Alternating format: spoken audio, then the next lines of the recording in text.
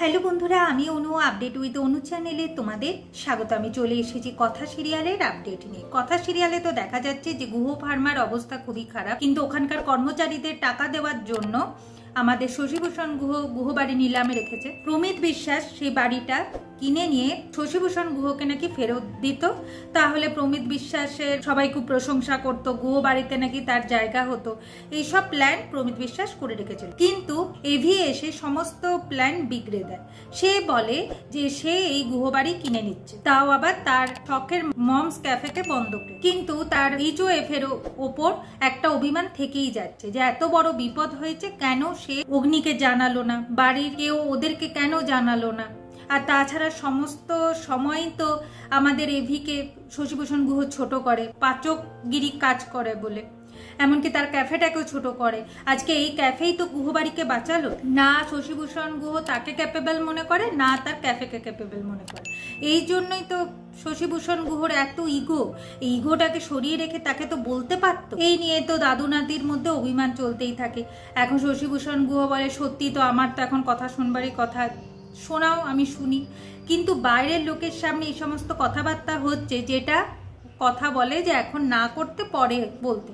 আর তাছাড়া সে তার পাচক মশাইকে বোঝায়, আপনি তো অনেকদিন ধরে আমাকে ভালোবাসতেন, আপনি কি আমাকে বলতে পেরেছেন? বলতে পারেননি।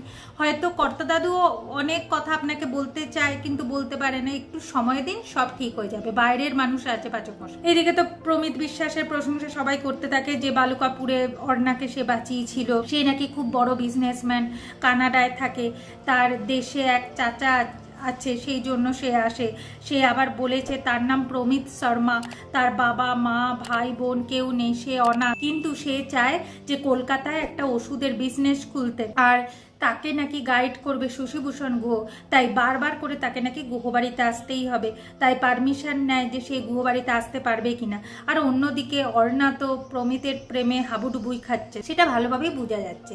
কিন্তু কথার মনে একটা ডাউট কাজ করছে, যে এত ভালো মানুষও হয়, আর সমস্ত বিপদে উনি চলে আসেন আমাদের উপকার করতে। আমাদের যে বিপদ হবে উনি জানেন কি করে, এই সমস্ত কিছু কথাকে ভাবাচ্ছে।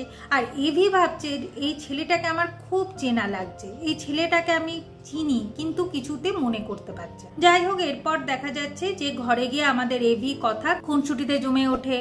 তারপরে তারা একটু রোমান্টিক সময় কাটায়, এমনকি এভি কথাকে নিয়ে স্বপ্ন দেখতেও শুরু করে দেয়। কথার মুখে হাসি ফোটাবার জন্য এভি সমস্ত কিছু করতে রাজি। আর এটাও দেখা যাচ্ছে যে এভি আর কথা একসাথে এরপর বেড শেয়ার করবে, তারা আর আলাদা আলাদা শোবে না। কিন্তু কথার মনে এই সন্দেহটা কাজ করছে যে প্রমিত বিশ্বাসকে সে কোনোভাবে বিশ্বাস করতে পারছে না। এভি বলে এই সন্দেহের ভূতটাকে দূর করতে হবে। হারে এর জন্য কি কোনো শাক পাতা নেই? কথা বলে, হ্যাঁ ব্রাহ্মী শাক খেলে হয়। এখন এবি সেই গাছ খুঁজতেই ব্যস্ত, গাছ আর খুঁজে পায় না। আর এই সমস্ত কিছু করতে গিয়েই আমাদের কথা খুব হাসে, আর যা দেখে এবির খুব ভালো লাগে। আগামী পর্বে দেখা যাচ্ছে যে প্রমিত বিশ্বাস একটা গেম খেলতে চাইছে। সেইটা হলো যে প্রমিত শর্মা বলে নাকি এভির একটা বেস্ট ফ্রেন্ড ছিল, সে নাকি উধাও হয়ে গেছে।